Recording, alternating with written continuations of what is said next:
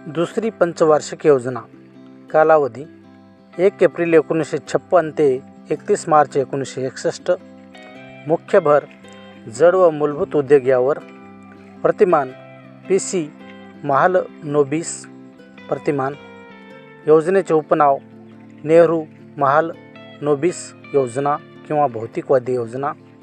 योजनेचा खर्च प्रस्तावित खर्च 4,800 कोटी रुपये. वास्तविक खर्च झाला 4,600 कोटी रुपये. दुसऱ्या पंचवार्षिक योजनेची उद्दिष्टे. विकासाचा दर 7.5% प्रतिवर्ष एवढा संपादित करणे. जड व मूलभूत उद्योगांची स्थापना करून औद्योगिकीकरण घडवून आणणे. 10 ते 12 लाख व्यक्तींना नवीन रोजगार उपलब्ध करून देणे. समाजवादी समाज रचनेचे तत्त्व प्रत्यक्षात आणणे ही उद्दिष्टे होती. दुसऱ्या पंचवार्षिक योजनेतील विशेष घटनाक्रम. या योजनेमध्ये भारताचे दुसरे औद्योगिक धोरण 30 एप्रिल 1956 रोजी घोषित करण्यात आले. यामध्ये उद्योगाचे विभाजन 3 अनुसूचीमध्ये करण्यात आले होते. या धोरणाच्या साहाय्यानेच देशात समाजवादी समाजरचना स्थापन करण्याचे लक्ष्य ठेवण्यात आले होते.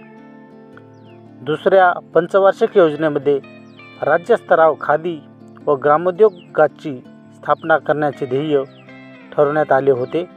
1960-61 मध्ये सघन कृषी विकास कार्यक्रम म्हणजेच IADP हा कार्यक्रम सुरू करण्यात आला. या कार्यक्रमाचा उद्देश कृषी क्षेत्रात उत्पादन वाढवणे व आधुनिक कृषी प्रणालीचा स्वीकार करणे हा होता. दुसऱ्या पंचवार्षिक योजनेमध्ये हाती घेण्यात आलेले प्रकल्प.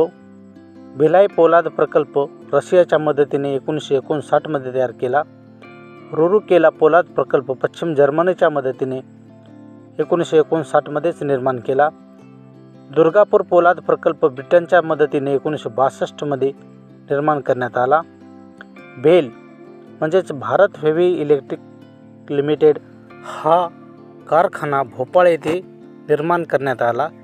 तसेच 2 खत कारखाने नानगल आणि रुरुकेला हे दुसऱ्या पंचवार्षिक योजनेत निर्माण करण्यात आले.